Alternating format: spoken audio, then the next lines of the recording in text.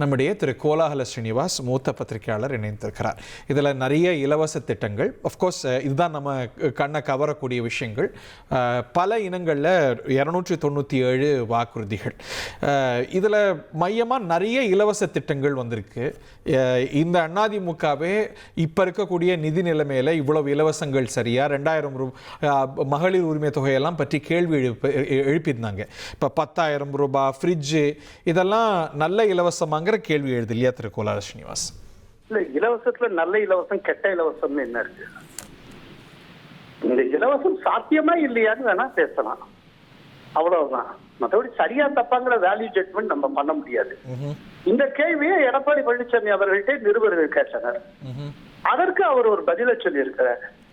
இதற்கு தேவையான அளவுக்கு வருவாய் இனத்தை நாங்கள் பெருக்குவோம், அதாவது அதுக்கான ரெவென்யூ சோர்ஸை நாங்கள் கண்டறிவோம், அதன் மூலமா சமாளிப்போம்.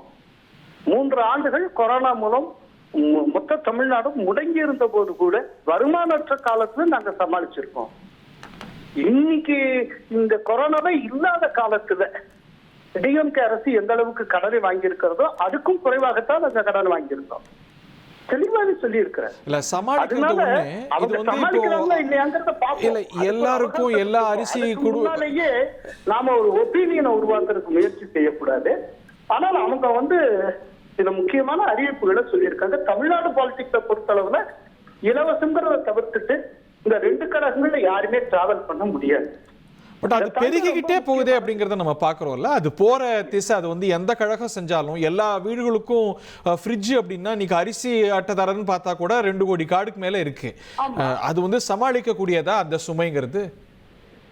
இல்லைங்க, சமாளிப்போம் தான் முதல்வராக வரப்போகிறவர் சொல்லி இருக்கிறாரு. நேற்றுக்கு பியூஷ் கோயல் விமான நிலையத்துல வச்சு செய்தியாளர்கிட்ட பேசுறப்போ ஃபியூச்சர் சீஃப் மினிஸ்டர் ஆஃப் தமிழ்நாடுன்னு சொல்லியிருக்காரு.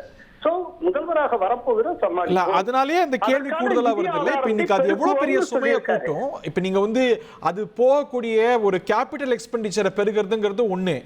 இந்த இலவசங்களுடைய எண்ணிக்கை பெருகிக்கிட்டே போகும்போது நம்ம கண்ணுக்கு எதிராக பார்க்கிறோம்ல. இப்ப இன்னைக்கு இந்த அரசு உடைய சுமைகள் கூடுறதை நம்ம பார்க்கிறோம். இந்த ஏற்கனவே 2000 ரூபாய்னால ஒரு நிதிச்சுமை எவ்வளவு கூடி இருக்குன்னு பார்க்கிறோம். அது கூடிக்கிட்டே போகும்போது நம்ம பொருளாதாரத்துடைய பலம் நமக்கு கண்ணுக்கு தெரியும் இல்ல? இல்ல இல்ல, அது கூடிக்கிட்டே போனால் அது எப்படி சமாளிக்கிறதுக்குன்னு தெரியணும். இப்ப இருக்கிற அரசு சமாளிக்க தெரியலைங்கிறதா எடப்பாடியார் வைக்கிற குற்றச்சாட்டு. இப்போ டிஎம்கே அரசு உள்ள வந்ததுமே உடனே ஆரம்பத்துல கொஞ்சம் ரீகால் பண்ணி பாருங்க, 4 வருஷத்துக்கு முன்னால என்ன நடந்தது. உடனே நோபல் லாரேட் உள்பட எக்கனாமிக்ஸ்ல மெத்த படித்தவர்கள் 5 பேர் கொண்ட குழுவை அமைச்சு அதுக்கான நோடல் ஆபீசரா தமிழ்நாடு பைனான்ஸ் செக்ரட்டரிய போட்டு இவர்களுடைய மேலான அட்வைஸ் எல்லாம் நாங்க கேட்டு ரொம்ப வேற ஒரு லெவலுக்கு தமிழ்நாட்டை கொண்டு போவோம்னு சொன்னாங்க. அதுக்கப்புறம் இந்த 5 நிபுணர்கள் கொடுத்த பரிந்துரை என்ன, எந்தெந்த துறை சார்ந்து அவர்கள் பரிந்துரை தந்தார்கள், அவர்கள் தந்த பரிந்துரை எந்த அளவுக்கு அமல் செய்யப்பட்டது, அதன் மூலம் தமிழக அடைந்த பயன் என்ன, ஏதாவது ஒரு வெள்ளை அறிக்கை உண்டா? எதுவுமே கிடையாது. ஆனா அவங்க அந்த மாதிரி பண்ணாங்க இல்லையா? ஆனால் இவர் என்ன சொல்றாரு, நான் வருவாய் இனங்களை பெருக்குவேன் அப்படிங்கிற புதிய ரெவென்யூ சோர்ஸஸ் கண்டறிவேன்னு சொல்றாரு. முதல்ல இதுவே வரவேற்கத்தக்க ஒரு குரல் இல்ல. அப்படிதானே எல்லா அரசும் சொல்லும். இப்போ ஒரு ஸ்டேட் கவர்மெண்ட்க்கு அதோட ஜிடிபில லிமிட்டேஷன்ஸ் இருக்குல்ல. எனக்கு தெரிய டிஎம்கே அப்படி சொன்னதா நான் நினைக்கிறேன். நாங்கள் புதிய வருவாய் இனங்களை கண்டறிவோம்னு ஸ்டாலின் அப்போ சொல்லியிருந்தாருன்னா நீங்க ஆதாரத்தோட பேசலாம். இல்ல, அது ரொம்ப ஒரு மேம்போக்கான ஸ்டேட்மெண்ட் பார்க்க முடியல. ஆதாரத்தை அதிகரிப்போம் அப்படிங்கிறது ரொம்ப இயல்பா சொல்ல முடியும். பட் அதுக்கு எந்த ஒரு ஸ்டேட்டுக்குமே லிமிட்டேஷன்ஸ் இருக்குல்ல. இல்ல இல்ல, மேம்போக்கான ஸ்டேட்மெண்ட் அப்படின்னு நீங்க ஸ்டாம்ப் பண்றீங்க. ரொம்ப கஷ்டப்பட்டு ஒரு முத்திரை ஊத்தி இன்னைக்கு அவர் சொல்லி இருக்கிறத ரெடிக்யூல் பண்றதா? இல்ல, ரெடிக்யூல் இல்ல, அது எலாபரேட் பண்ணாத போது எந்த வகையில நம்ம பெருகிட முடியும்? அது பெருகின அப்புறம் தான் அது. ஒரே ஒரு விஷயம் இல்ல, இன்னைக்கு நிறைய கோட்டை விட்டுருக்கோம். ஒரு சின்ன சொல்றேன், எந்த வழியிலன்னு சொல்றதுனால இப்ப எனக்கு தோன்றிய உதாரணங்களை சொல்றேன். இப்போ காசியில விஸ்வநாதர் ஆலயத்தை புனர் நிர்மாணம் பண்ணாங்க. பண்ணினதுக்கு அப்புறம் அடுத்த 3 ஆண்டுகள்ல இந்த கோயில் மூலமாக மட்டும் அந்த காசி அந்த பகுதியில் 1,40,000 கோடி அளவுக்கு சம்பாதிச்சிருக்குங்க. இன்னைக்கு டெம்பிள்ங்கிறத ஒரு ஸ்டார்ட் அப் மாதிரி இருக்குங்க. ஒரு நாளைக்கு 1 கோடிக்கு குறையாமல் அயோத்தியில ஒரு வருமானம் வந்து கொண்டிருக்கு. அது சார்ந்த அந்த நகரம் ரொம்ப பிரமாதமாக ஆகிக்கொண்டு இருக்கிறது. எவ்வளவு நடந்துட்டு இருக்குங்க. நீங்க புதிய ரெவென்யூ சோர்ஸை கொண்டு வந்தா கொண்டு வர முடியும். தமிழ்நாட்டுல 45,000 கோயில்கள் இருக்கு. இல்ல 1000 வருஷத்துக்கு மேல பாரம்பரியமான கோயில்கள் எவ்வளவோ இருக்கு. இந்த கோயில்களை மையப்படுத்தி ஒரு டெம்பிள் எக்கானமி ஒண்ணு நீங்க டெவலப் பண்ண முடியும். வருவாயை வச்சு கேபிட்டல் எக்ஸ்பெண்டிச்சர்ல பெருக்கிறதுங்கிறது ஒண்ணு. இப்போ இன்னைக்கு ஒரு நிமிஷங்க, நீங்க என்ன பேச விடணும். இல்ல உங்ககிட்ட நான் கேள்வி கேக்குறேன். ஒரு ஐடியாவா நான் சொல்றேன், இது ஒரு ஐடியாவா நான் சொல்றேன், அவ்வளவுதான். இதை செய்வாங்களா இல்லையான்னு தெரியல. இப்ப இருக்கிற திமுக அரசு கோயில்கள் மீது நம்பிக்கை வைக்காத அரசுங்கிறதுனால நான் அதுக்கு எதிர்பார்க்கல. எடப்பாடியா செய்யக்கூடும். அதே போல தூத்துக்குடி சைடுல கனிம வளம் இருக்கு, கார்பனேட் இருக்கு. இது ஒரு தனியாருக்கு தாரை வார்க்கப்பட்டிருக்கு. அதன் மூலமா அந்த தனியார் மட்டுமே 15,000 கோடி வருஷத்துக்கு லாபம் அடைஞ்சிட்டு இருக்காங்க. அதையே கவர்மெண்ட் டேக் ஓவர் பண்ணக்கூடாது. நிறைய இனங்கள் இருக்கலாம். இதன் மூலமா பெருகக்கூடிய வருவாயை நம்ம வந்து கேபிட்டல் எக்ஸ்பெண்டிச்சர்ல அதிகமா செலவு பண்ணணுமா, இலவசங்களுக்கு செலவு பண்ணணுமா? பிரதமர் நரேந்திர மோடி இந்த ரேவடி கல்ச்சரை பல காலம் எதிர்த்து வந்தாரா இல்லையா? நானே கேட்கிறேன், நீங்க யாருக்கு செலவு பண்ண? நம்ம மக்களுக்கு தானே செலவு பண்றீங்க. இன்னொன்னு, அது தேவைப்படுகிறவர்களுக்கு தானே செலவு பண்றீங்க. அரிசி அட்டைதாரர் யாரா இருப்பாங்க? பிலோ மிடில் கிளாஸ் இல்ல ஏழைகள், அவங்களுக்கு தானே சார் செய்யறீங்க. நீங்க இதை எடுத்து யாரோ ஒருத்தருக்கா தர மக்களுக்கு தானே சார் செய்யறீங்க. இல்ல சார், அவங்க ஃப்ரிட்ஜோ டிவியோ எந்த பொருளோ வாங்குற அளவுக்கான ஒரு சூழலை உருவாக்கணுமா, இல்ல அரசே இந்த மாதிரி பொருட்களை கொடுப்பதுங்கிறது நல்ல பொருளாதார கொள்கையா நீங்க பாக்குறது? நான் என்ன சொல்றேன்னா, அதற்கான சூழலையும் உருவாக்கணும். அதே நேரத்தில் இது கொடுக்காமலும் இருக்க முடியாது. இப்ப தமிழ்நாட்டுல தான் அதிக அளவுல இலவசம் இருக்கு. அதே நேரத்துல இந்தியாவுக்குள்ள முன்னேறிய மாநிலங்களில் ஒன்றாக தமிழகம் தான் இருக்கு. அது எப்படி எனக்கு சொல்லுங்களேன் பதில். தமிழ் அகில இந்திய அளவுல ஜிடிபி growth ரேட்ல தமிழ்நாடு 2வது இடத்துல இருக்கு சார். ஹைலி டெவலப்டு ஸ்டேட்ஸ்ல முதல் 3 ஸ்டேட்ல ஒண்ணு தமிழ்நாடு.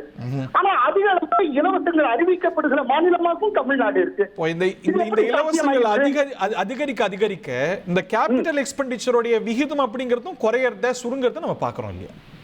இருக்கலாங்க, அதை சமாளிக்கிறதுக்கு எங்களால முடியுங்கிறத ஆட்சி. இப்ப நீங்க நான் ஒரு சிம்பிளா ஒரு பதில் சொல்றேன்.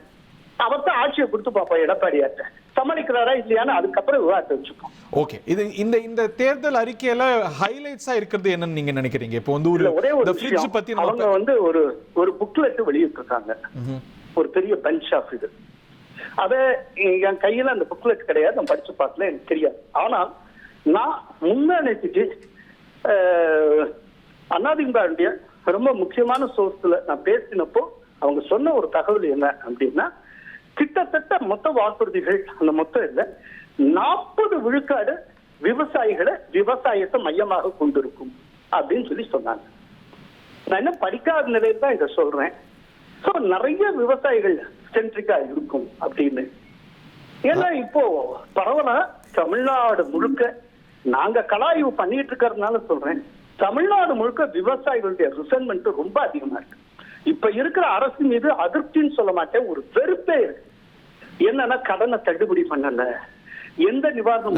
இந்த இனத்துல சொல்றதுனால கறவை மாடுகள் இலவசமா வழங்கப்படும் அறிவிச்சிருக்காங்க. நெல்லுக்கான ஆதார விலை, கரும்புக்கான ஆதார விலை இவற்றையெல்லாம் அதிகரிக்கிறதாக அறிவிச்சிருக்காங்க. சென்ட்ரிக்கா இருக்கும்னு என்கிட்ட சொன்னாங்க முன்னாடி. ஒரு டோட்டல் இதுல ஒரு 40% என்னமோ விவசாயிகள் சென்ட்ரிக்கா இருக்கும் அப்படின்னு நான் கேள்விப்பட்டேன். அனைவரும் அந்த லைன் ஆஃப் திங்கிங்கோட தான் பண்ணிருப்பாங்க. அதுக்கு காரணம் தமிழ்நாடு முழுக்க விவசாயிகளுடைய அதிருப்திகளை வீசி கொண்டிருக்கிறது. இந்த அரசு விவசாயிகளுக்கு எதுவும் செய்யல அப்படிங்கிற ஒரு நினைப்பு விவசாயிகள்ட்ட இருக்கு. நான் இன்னைக்கு சொல்றேன், ரிசல்ட் வர்றப்ப எல்லாருமே ஃபீல் பண்ணுவோம். வர்ற எலெக்ஷன் வந்து விவசாயிகள் சென்ட்ரிக் எலெக்ஷன் ஆகும். திரு எடப்பாடி பழனிசாமிக்கு ஒரு விவசாய பின்புலம் இருக்கிறதுனால அந்த அப்பீல அவர் வந்து அதிகரிக்க கூடும்னு நினைக்கிறீங்களா? அதை ஹைலைட் பண்ண கூடும்னு நினைக்கிறீங்களா? பிம்பத்தை வச்சுதான் இந்த தடவை அவங்க கேபிட்டலைஸ் பண்ணுவாங்க. அவங்களுடைய நேரேட்டிவே வந்து ப்ரோ விவசாயி அப்படித்தான் கொண்டு போவாங்க. சோ ஒரு ரூரல் ஃபோக்கஸ் அவருடைய பிரச்சாரத்துல இல்ல அதிமுகவுடைய அப்ரோச்ல இருக்கும் நீங்க கருதுறீங்க? நிச்சயமா ரூரல் மையமா கொண்டுதான். ஓகே, இப்போ இந்த அர்பன் ரூரல் எடுத்துக்கிட்டா அதுல வந்து அதிமுகவுக்கு ரூரல் சைடுல ஒரு அப்பீல் பெட்டரா இருக்குன்னு நீங்க நினைக்கிறீங்களா? அவங்க பார்வையில அப்படித்தான் இருக்கு. என்னன்னா அர்பன் சைடுல வந்து அர்பன்ல வந்து ஒரு மும்முனை போட்டி ரொம்ப கிளியர் கட்டா இருக்குங்க. அதுல வந்து தாவேக்காவும் அந்த மும்முனை போட்டியில வருது. ஆனா ரூரல் சைட்ல இருமுனை போட்டி தான் நாங்க பார்த்த அளவுல, நான் ஸ்டடி பண்ண அளவுல. அப்படிங்கிறப்போ கடுமையான அதிருப்தியை இருக்கின்ற காரணத்தினால இருமுனை போட்டியில கூர்மைப்படுத்துவதன் மூலம், அதை வந்து இன்னும் கொஞ்சம் தீவிரப்படுத்துவதன் மூலம் திட்டவட்டமா ஜெயிக்க முடியும் ஓகே. அப்படின்னு நம்புறாங்க. இந்த பெர்சன்டேஜ் ஆஃப் பாப்புலேஷன் பார்க்கும்போது ரூரல் பாப்புலேஷன் எவ்வளவு உங்க கணிப்புல பார்வையில? எஸ், அதாவது பாப்புலேஷன் சொல்ல முடியாது, உங்களுக்கு தொகுதி வாரி சொல்றேன். அதாவது ஒவ்வொரு தொகுதிக்குள்ளேயும் அர்பன் இருக்கும், ரூரல் பேக்கெட்ஸும் இருக்கும், ரைட்டா? அப்படி இருக்கிறப்போ 50% மேலாக ரூரல் பேக்கெட்ஸ் இருக்கக்கூடிய தொகுதிகள் அப்படிங்கிறது தமிழ்நாட்டில் 141 தொகுதிகள். 141. இந்த 141 மிகப்பெரிய இலக்காக வைக்கப்பட்டிருக்கு ஏடிஎம்கேல. அதை அவங்க புரிவிக்கிறாங்க. அதை தாண்டி அர்பன்ல அவங்களுக்கு சாதகமான பல மாவட்டங்கள் இருக்கு. உதாரணமா கோயம்புத்தூர், சேலம், இந்த மாதிரி அந்த இடத்துல அர்பன் ரூரல் பாகுபாடு பெருசா ஒர்க் அவுட் ஆகாது. அங்க இருக்க அர்பன்லயும் ஏடிஎம்கேனால ஜெயிக்க முடியும்.